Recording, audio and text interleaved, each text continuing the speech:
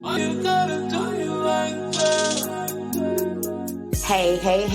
it's Carrie, and I would love to hear from you. Share your story with us on the platform.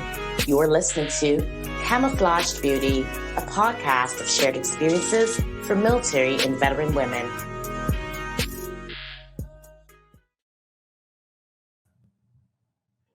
Hey, everybody. It is Friday. This is Carrie, and welcome back to another episode of the Camouflage Beauty. I am excited, as always, to just bring these amazing stories to you of our military and veteran women. There's just so many stories out here of healing and transformation, and today is no different. Sometimes, just sometimes, our pain leads to purpose. And my guest today is going to share her intimate journey about how infertility shaped her life a bit and even her career choice. I am going to welcome her to the platform and allow her to tell you about herself. Cristy, how are you? I'm good. Thank you so much, Kira. I'm glad I found you. It's just so nice to be around the veteran military community. And just to share the journey. And like I said, our life experiences shape our future decisions and our purpose. They sure do. I'm so glad you're here because this is an important topic. And I know that everyone is not comfortable talking about it, but I'm so glad that you are willing to share such a vulnerable part of your life with us so we can learn something from you. So let's start by talking about your military affiliation. Yeah, so I'm an Army veteran. I feel I'm dating myself. So yesterday was Veterans Day, and just looking at my pictures and looking at timeline, it's like, wow, it's been like more than 20 years. So yes, I was 19 when I joined the Army. Wow. I was a medic, and it shaped me to be the woman that I am. I'm so grateful because I don't think I'll have the strength and resiliency and just everything if I was not in the military. Oh, for sure. I think this is something type of special. We have a special bond that no one else understands unless they've worn their uniform as well. So thank you for your service and happy late Veterans Day. But yes. Thank you for your service. Thank you. So let's get into this story a bit. How did you find out about your concerns with infertility? Mm-hmm. So back then, my kids now my oldest is 13, so I have two kids. So my story starts 15, 16 years ago, like getting out of the military, going to school, just like getting things lined up and getting married, and then getting ready to start a family. When we got married, we didn't want to have kids right away. So, and I was on the birth control pills, and that was fine until we were ready. So then I got off the pills, and it didn't happen. So of course, you were told that, hey, if you have regular cycles, and if you're just getting off contraception, give it time. And they won't even start testing you until it depends on your age and how long you've been trying.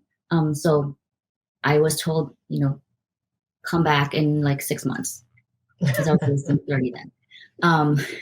So the thing is, no one okay, in the 6 months, if you want me to wait and come back to you in 6 months, what do I do then? In the 6 months that I'm like, okay, is there anything I should be doing besides waiting? Generally, I'm impatient. I like to always be just like doing something. I don't want to just like, okay, let's just like wait for something to fall in our laps. It's really nice, but while I'm waiting for something to fall in my lap, I want to take action. So it didn't happen. And then getting tested and everything, just like nothing was showing up. So we were just told to keep trying until, So I just took it upon myself to just keep researching. Okay, how am I feeling? What's going on? How long are my cycles? If it's short, what does this mean? If this happens, just like all the symptoms that I was feeling. So back then I was given, unexplained infertility. But then I was like, well, what if I have this? What if I have PCOS? What if I have endometriosis? What if I have, because I feel this, I feel that, what are all the tests?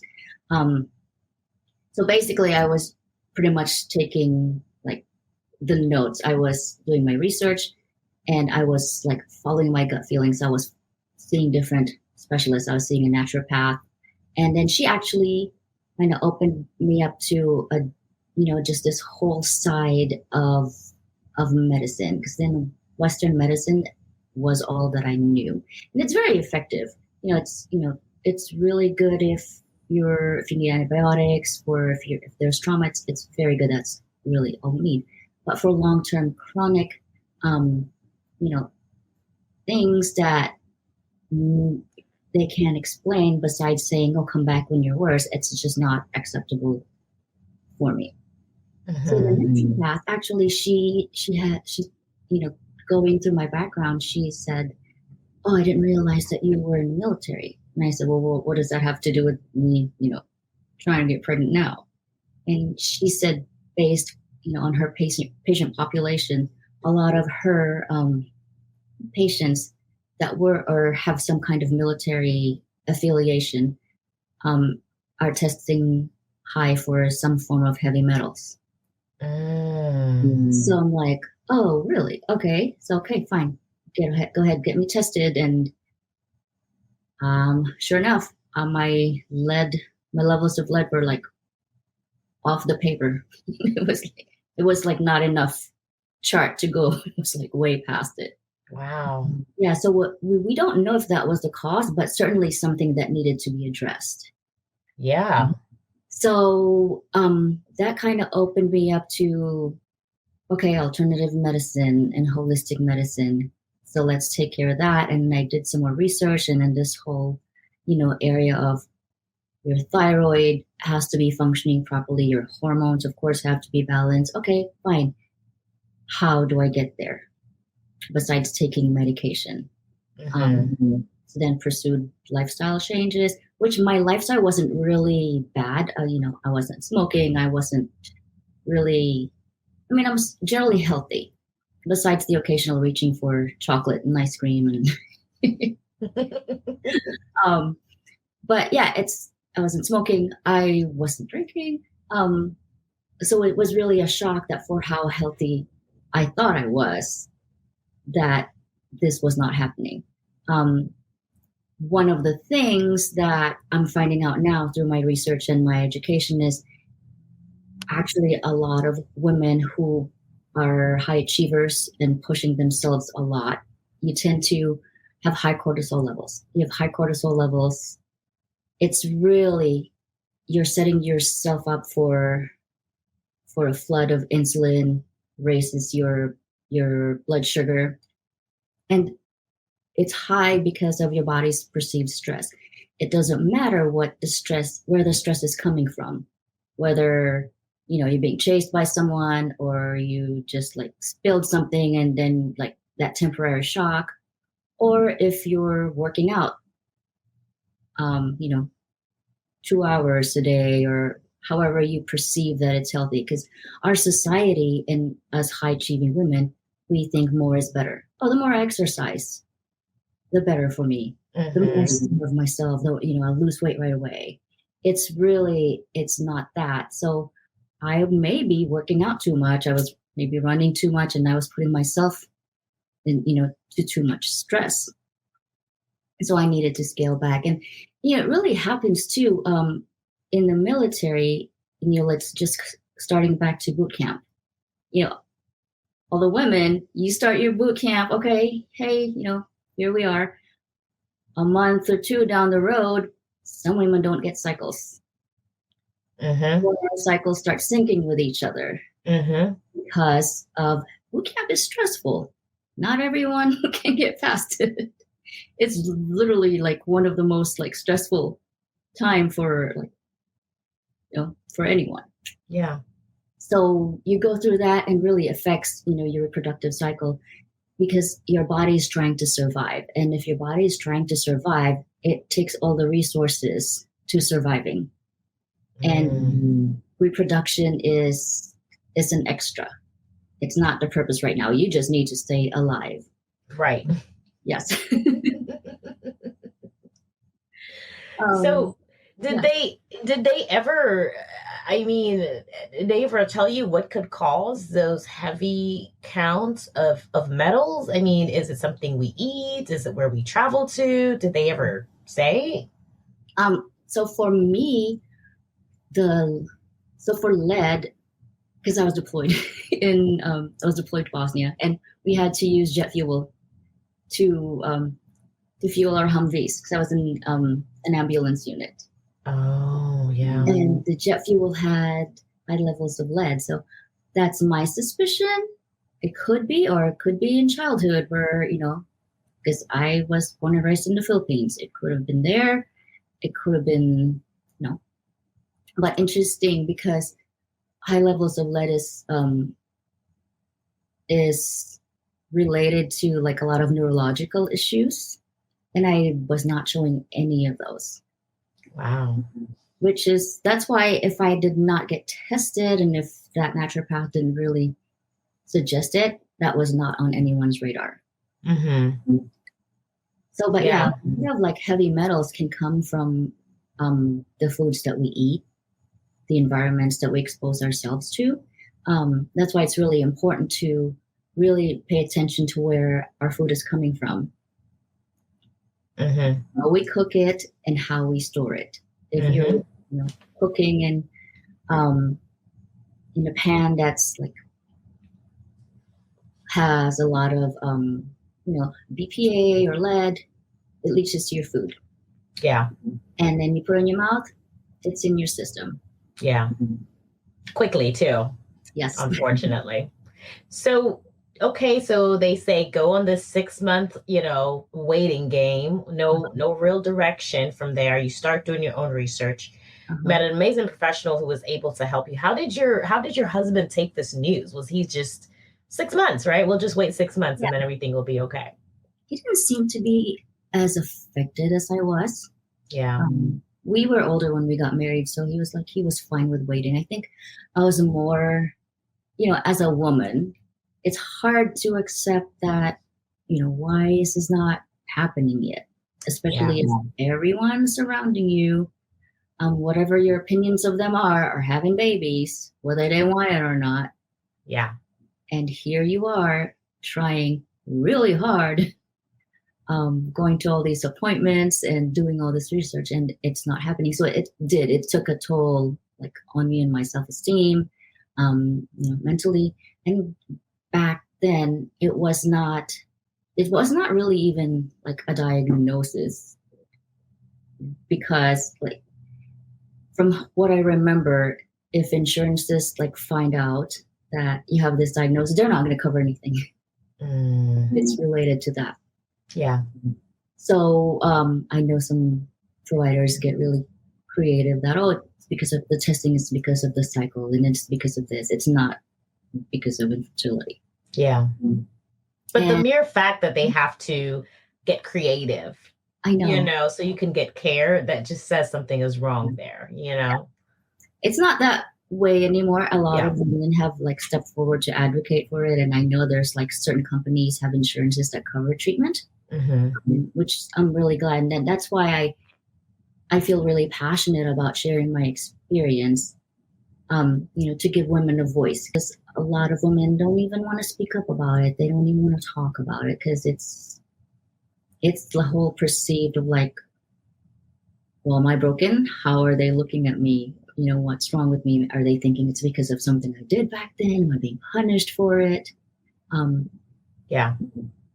It is a hard topic to talk about, and talk about publicly at that, right? And at a certain age too, you're almost I would say feel like you're racing against the clock too, right? So it's not just, I'm 22, and I have years ahead of me. So unfortunately that biology comes into play as well. So yeah, we talked a little bit about your treatment being covered. How did you get your treatment covered, and what exactly was covered? So my insurance back then did not cover any treatment. It would cover the lab test, any testings.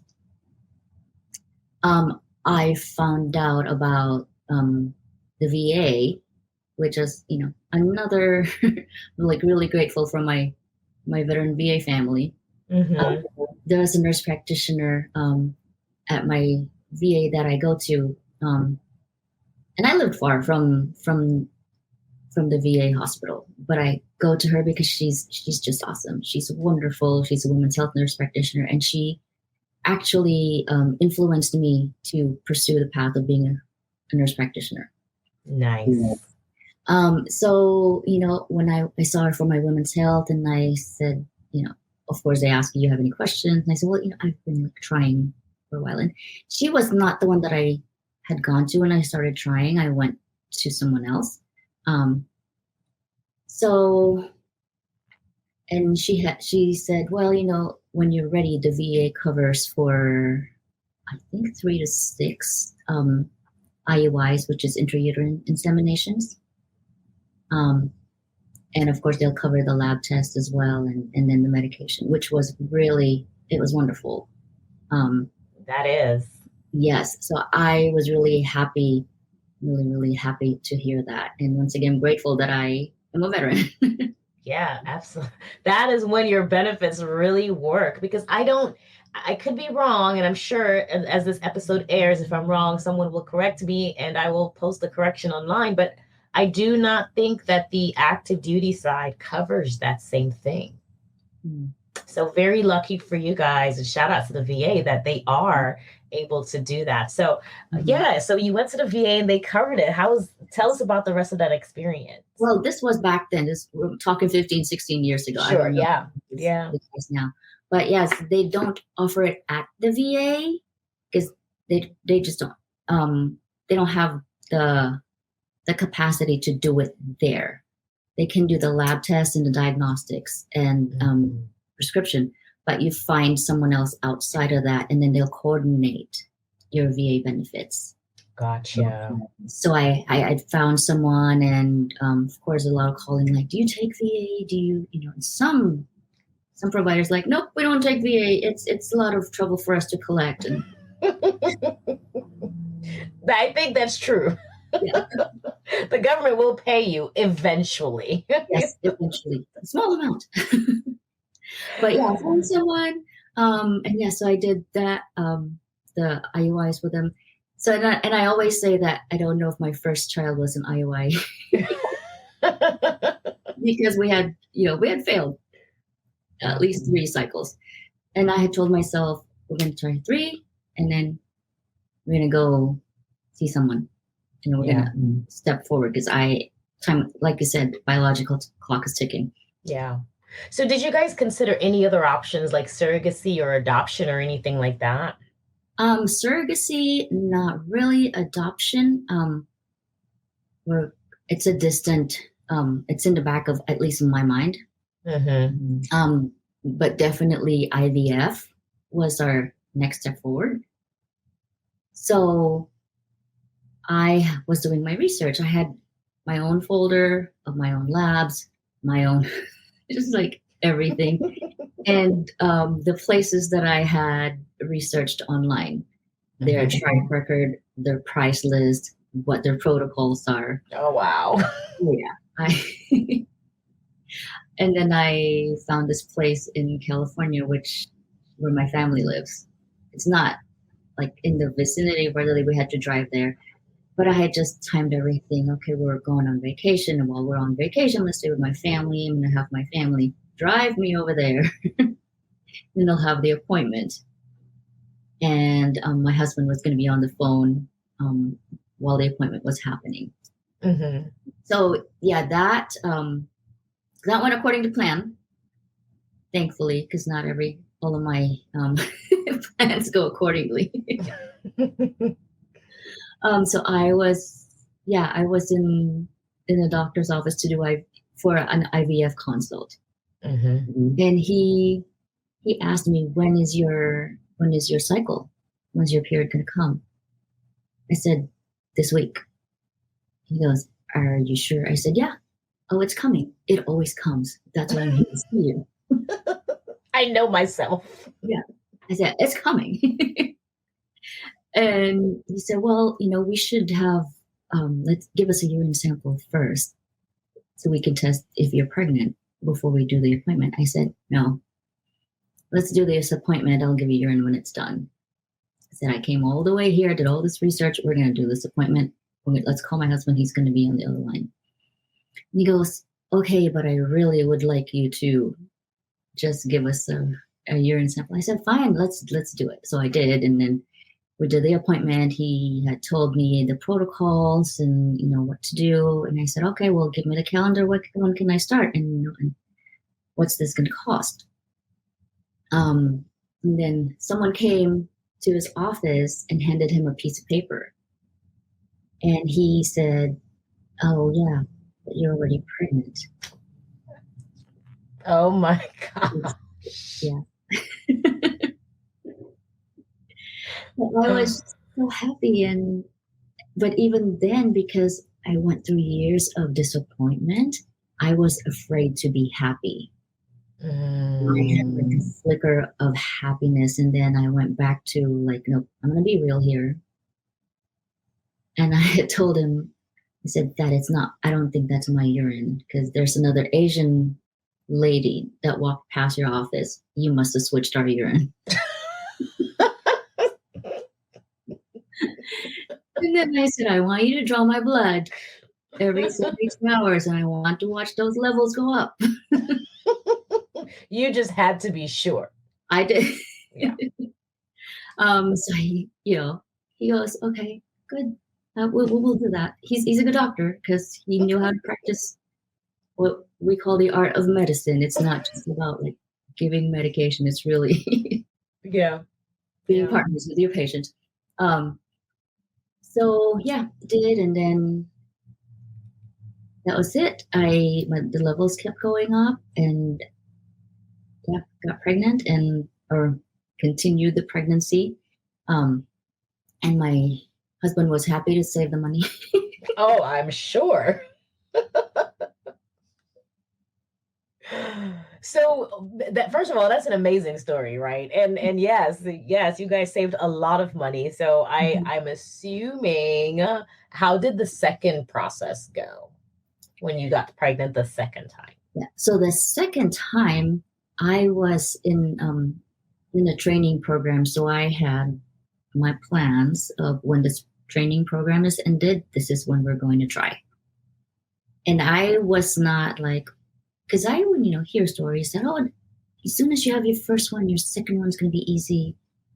But once again, me being, I never thought of myself as a type A, but I guess I'm a little bit type A. Me too, don't worry. So I was like, well, okay, fine. Well, if it happens, good. But if not, hey, I have plans, dates. And so I have it all in my calendar when I'm going to start, the medication or the testings, the medication. And so I started having symptoms like one night, and I was just going back to the old disappointment again.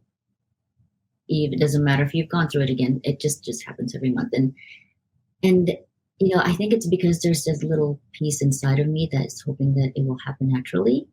Mm-hmm. So then when I started having symptoms, I was just disappointed. And I was just thinking to myself that, okay, I was hoping not to go through treatment and medication again. But if I do, oh well, it's going to be any different from last time. And I'm ready for it. But then there's this little voice inside me telling me at midnight, go take a pregnancy test. So I did, and it was positive. So the second one was really a blessing. And yes. Completely natural, no treatment. Yeah. That's amazing. Actually, both stories are amazing. So again, thank you so much for sharing that. But after suffering from infertility for such a long time, did you ever talk to your doctor about the risks? Were you ever considered to be like a high risk pregnancy because of the infertility? Not because of the infertility, because I, was considered unexplained. Maybe PCOS, maybe endometriosis, maybe not. But the risk is because I was older. I was, 33 the first time, and I was 38 the second time. So the risks were because, advanced maternal age.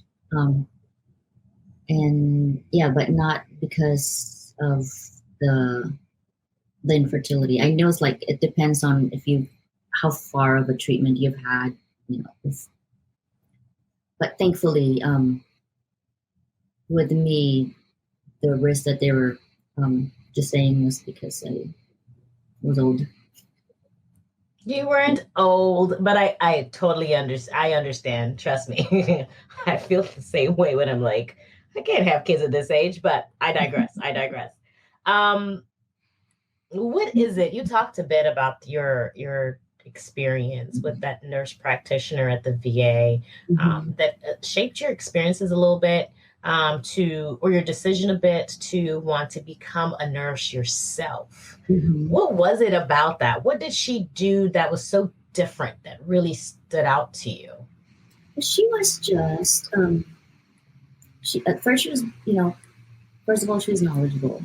She was confident. And then she was just really all about veterans. It's not because she had a job to do, but she was there to serve the population, to serve women, and to be a good nurse practitioner herself.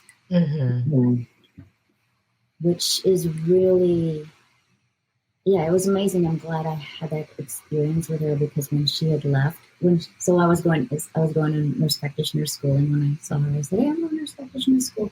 Can you be my mentor? Because I need someone, for clinicals." Yeah. And she said, "I would love to, but I'm going to retire soon." And I remember I cried in front of her. I was like, "Oh, you're the reason why I'm doing this. You can't retire." No, but now you get to carry on that same torch, kind of that what you saw with her. So tell us about that. Your experiences now as not only as someone who has had this experience, but as a nurse practitioner as well. And so these words sometimes collide. How does that collide for you? So you mean as a nurse practitioner? Yeah, you have a specialty, right? Yes. So my specialty is family practice. Being in family practice, we are trained to see pediatric and women and adult population. But women's health is just near and dear to my heart, probably because of that experience, and I just naturally gravitate towards it. So, and now, like treating the people that I see, I'd like to say that they feel the same empathy from my part, that they're just not there for me to, okay, all right, good, bye. And I do like to think that I'm mirroring I've been really blessed with good mentors. So a lot of my mentors, whether they're docs or nurse practitioners, really, I've been really blessed to be led to good people. Yeah. That's good. So, I'm sure, I don't know if you keep in contact with her or not, but I'm sure she's proud in her own way to know that she kind of left a little bit of that legacy too, because sometimes, honestly, I like to hear stories like that specifically because the VA sometimes gets such a bad rep. You always hear that they're not taking care of the veterans, they don't treat them well. And though there may be some truth to that for sure, it's good to hear a good news story on that. So before we wrap up, what advice would you give to women who are struggling in this area of infertility? So my number one piece of advice is really don't blame yourself. It's not your fault. You're not being punished for anything. You didn't do this. You didn't ask for it. So really, you need to be gentle with yourself. It's easier said than done. If you're going through a hard time and someone tells you just relax, it's hard. But you do need to remember that your body needs that calmness because you are creating the space for a child to stay in for 9 months. Yeah. So that's my number one piece of advice. And then number two is be a good advocate for yourself. Just keep asking, like, why. Not so much really, well, yeah, why, so you can understand better, but what will be your next step? What can I do for myself to help this situation, instead of asking, like, what can you do for me? It really, because no one's really going to take care of yourself. It's your body, it's your baby, and it's you. Yeah. So I hope this doesn't sound harsh, but take the responsibility for your own health. Because professionals can always tell you or suggest things to you, but if you don't do it, you can't really blame anyone else. Yeah. And then, and if it doesn't happen, really, you have to, have a backup to the backup plan, and really look into the real reason why you want to get pregnant, why you want a family. Are you being pressured by people? Are you afraid that if you don't have a child, your husband's going to leave you? Or are you just trying to fulfill that role for someone? Yeah. I mean, like, for you, because if your goal is to become a mother, you're going to become a mom no matter what. Yeah. Whether the child comes from you or it's gifted to your heart. But being a mother is a gift. So would your goal be because you want to be a mother, or do you just want to have a child to show off? I guess it's for lack of, So yeah, that would be my advice.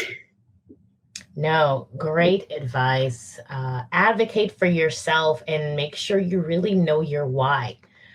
So I think that's excellent advice. But thank you so much for joining us and for sharing that story with us. Like I said, I know it's a vulnerable story, and it's not